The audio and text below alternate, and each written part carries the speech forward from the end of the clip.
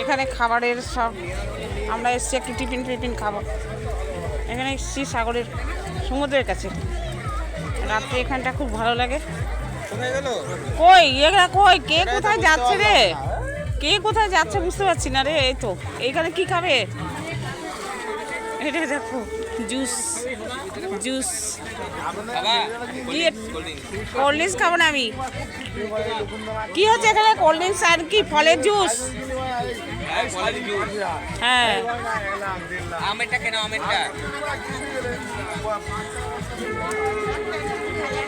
সব গজা, কত রকম কি বিক্রি হচ্ছে খাবারের দোকান।